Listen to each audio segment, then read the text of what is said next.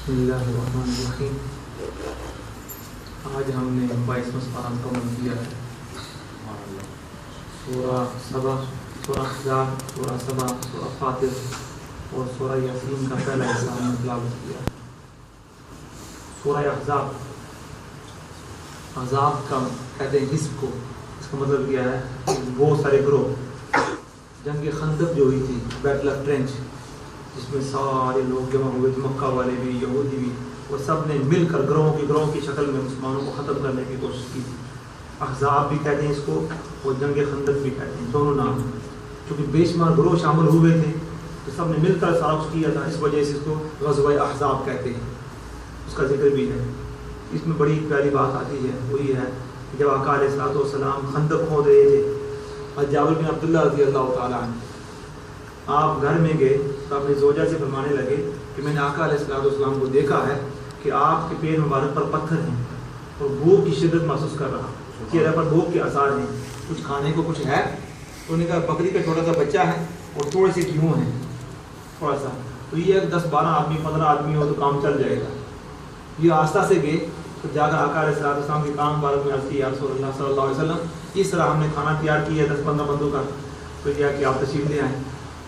آقا علیہ الصلوۃ والسلام نے اعلان کر دیا کہ وہ خندق والوں سارے صحابہ کرام سینکڑوں ہزاروں کے حساب سے سب کے سب ایسا کرو، آج جابر بن عبداللہ کے ہاں دعوت ہے.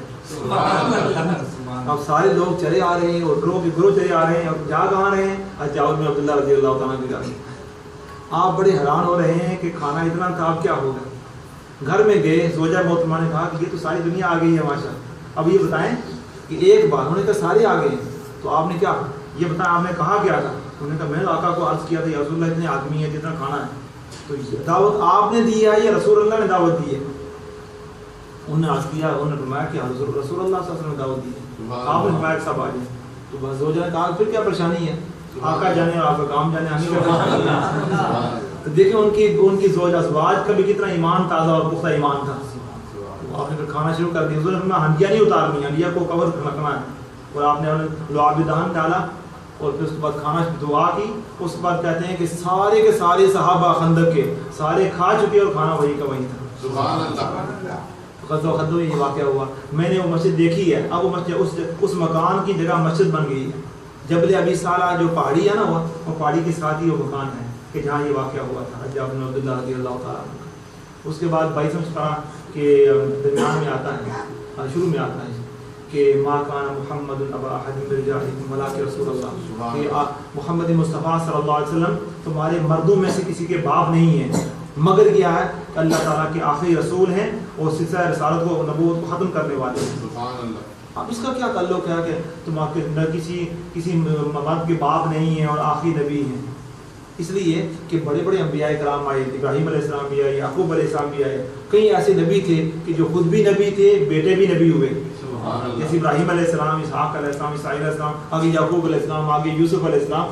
باپ بھی نبی، بیٹا بھی نبی. اب یہ ہے کہ آقا علیہ الصلوۃ والسلام کا اگر بیٹا جوان ہوتا، وہ نبی نہ ہوتا، تو پھر بھی کیا ہوتا کہ وہ ایک خود بات تھی، وہ رہ جاتی. اب اللہ تعالیٰ کی منشا کیا تھی کہ آقا علیہ السلام کی اولاد جوان بھی نہ ہو، بیٹے جوان بھی نہ ہو، اور پھر اس کے بعد اگر وہ اعلان کر دیتا کہ میں نبی ہوں تو ختم نبوت ختم ہو جاتی.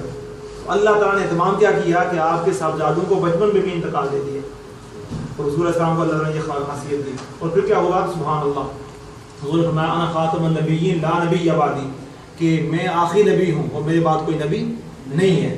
تو آقا نے فرمایا کہ میرے بعد 30 دجال، 30 جھوٹے نبی پیدا ہوں گے، اور ہر ایک یہ دعویٰ کرے گا کہ میں نبی ہوں. مگر یاد رکھ لو کہ میرے بعد کوئی بھی نبی نہیں آئے گا، کسی فارم میں، کسی شکل میں، مرزا قادیانی کی شکل میں، کوئی اور شکل میں، اور نام لے کر کئی طریقوں سے آئے گا. تو یاد رکھنا کہ جو جس طریقے سے بھی آئے وہ شیطان تو ہو سکتا ہے مگر اللہ کا نبی نہیں ہو سکتا.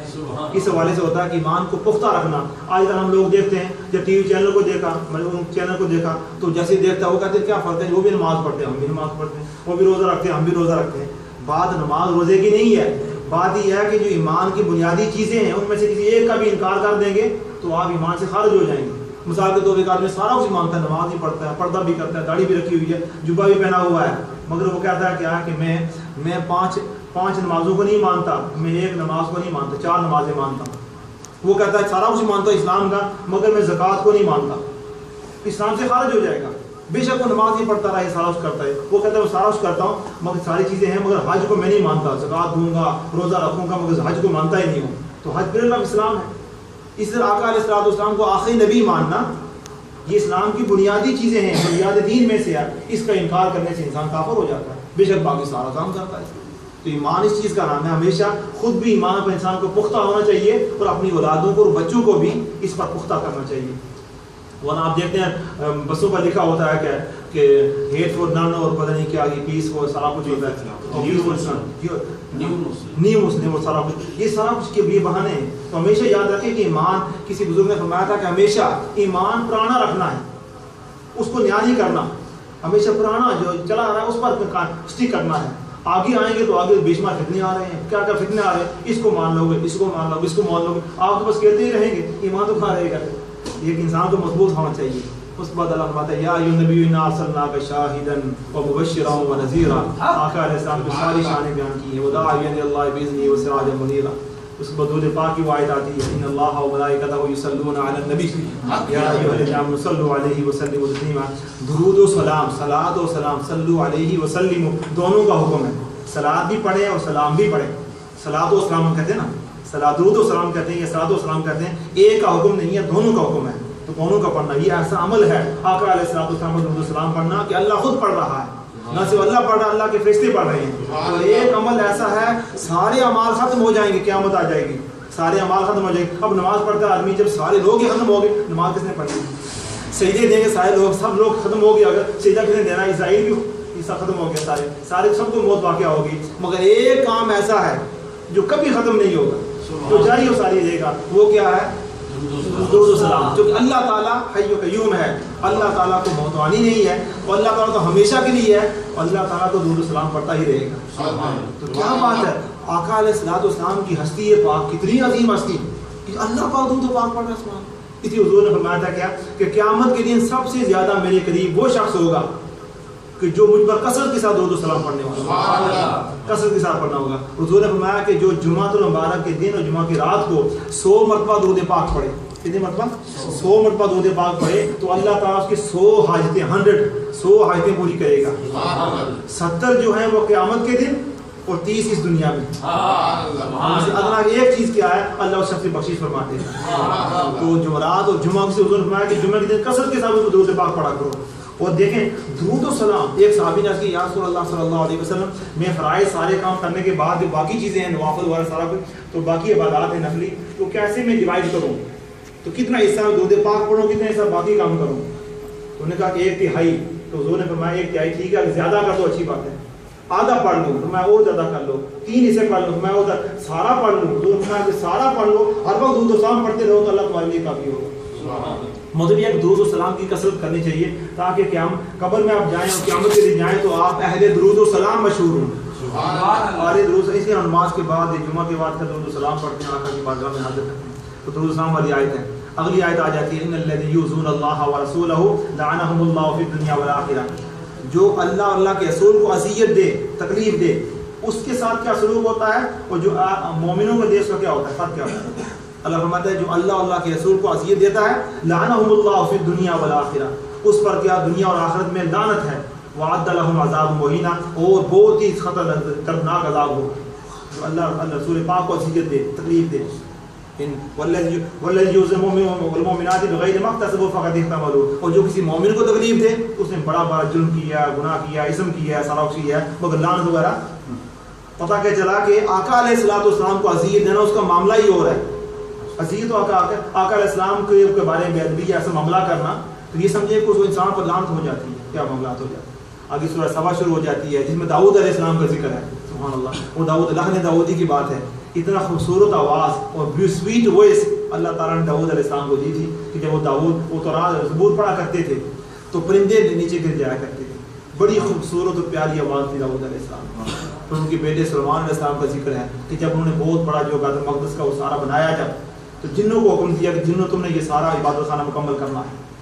اب سلیمان علیہ السلام کھڑے ہیں اور کھڑے ہو کر اسٹک پر کھڑے ہیں اور دیکھ رہے ہیں، لک آفٹر کر رہے ہیں کہ جن کیسے کام کر رہے ہیں، اور جن ساری بلڈنگ بنا رہے ہیں.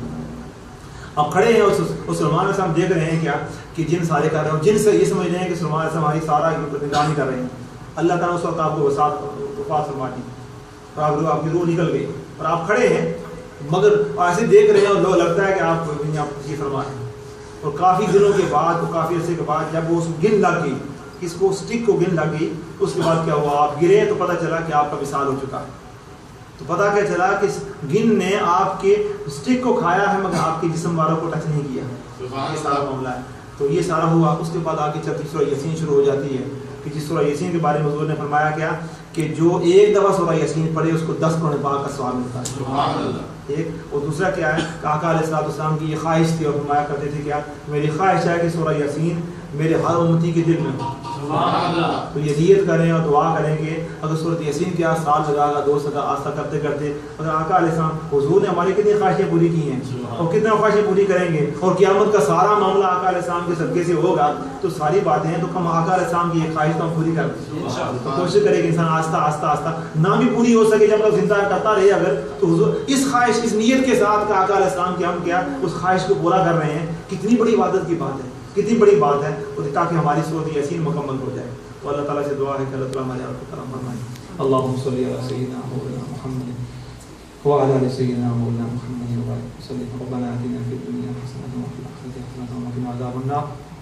یا اللہ پاک جو مبارک کا دن گزرا یا اللہ پاک ہم پر کرم فرمائے. ایک جمعہ وہ رہ گیا جو سے ملا یا اللہ پاک ہمارے آپ کا کرم فرمائے. یا اللہ پاک خاص راتیں خاص دن آ رہے ہیں یا اللہ پاک ہمارے سارے گناہ معاف فرمائے، ہم سے راضی ہو جائے اللہ پاک، ہم پر کرم فرمائے اللہ پاک، ہمارے تمام صغیر کبیر گناہ معاف فرمائے اللہ پاک، ہمارے نیک حاجات کو پورا فرمائے، آفتوں اور پریشانی سے محفوظ فرمائے، بڑا کیس سختیوں سے محفوظ فرمائے، بری موت سے محفوظ فرمائے. آقا علیہ السلام جس کو محبت عطا فرمائے، اولادوں کی خیر فرمائے، کی خیر فرمائے اللہ پاک، نیک حاجتیں پوری فرمائے، پورے خاندان کے حال پر رحم فرمائے، اب و اجداد سب کی بخشش فرمائے، والدین کی بخشش فرمائے، اور جو یا اللہ پاک ہمارے گھروں قیامت تک اولادوں کو نیک و صالح فرمائے. آمین.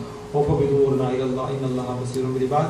وصلى الله تعالى على خير خلقه سيدنا مولانا محمد وآله وصحبه اجمعين برحمته.